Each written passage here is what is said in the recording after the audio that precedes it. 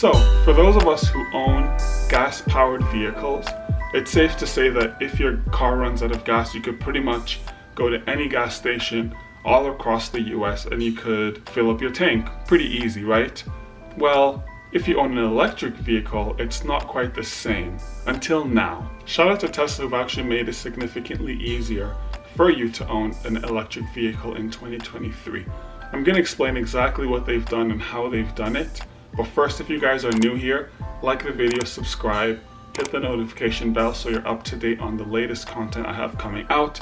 And also because it promotes my content and more people can see it, so I can grow my channel. And yeah, without further ado, let's start up the video.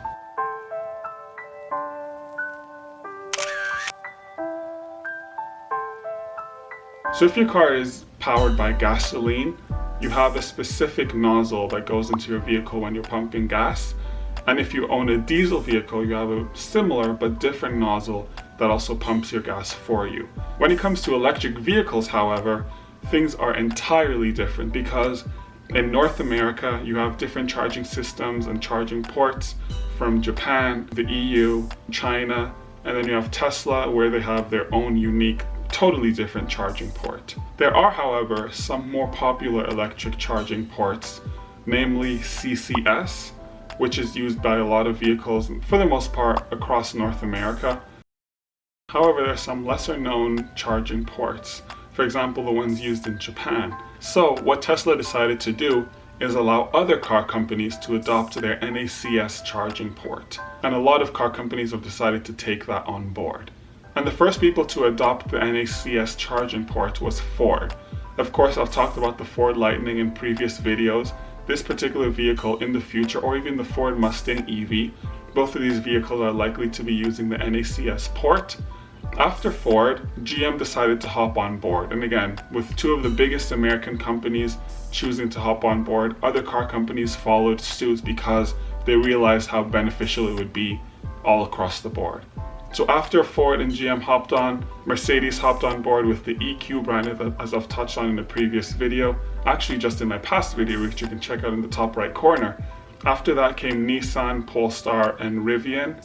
All of these car companies have potential EVs coming out in 2025, and so we can expect in 2025 a lot of these car companies will either use NACS or they'll have the standard CCS with an adapter for you to be able to use a Tesla charging port or a Tesla charging station to charge your vehicle. And so you ask yourself, why is it that everybody's taking on the Tesla charging? And one of the easiest answers and the most obvious answers is this picture right here. If you look in the top right corner, you see AC and DC charging. That's probably one of the biggest factors because if you look at CCS charging, you'll notice that for DC, let's take North America for example, when it comes to DC, you have CCS1, but when it comes to AC, you have the J1772 charging port. And similarly in Europe, you have type 2 charging for AC, and then you have CCS2 for DC charging. So even between CCS1 that's used in North America and CCS2 that's used in Europe, you can notice that there's a slight difference. However, when it comes to Tesla, you can use it for both AC and DC charging, which means that it just simplifies the whole process altogether.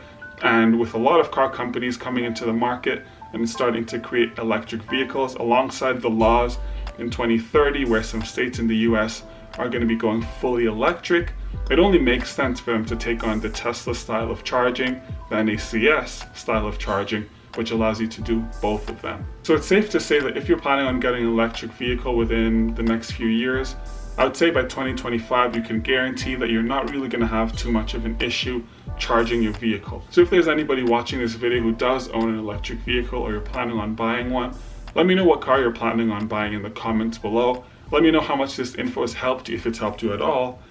And that's that for this video. I'll catch you guys in the next one. Peace.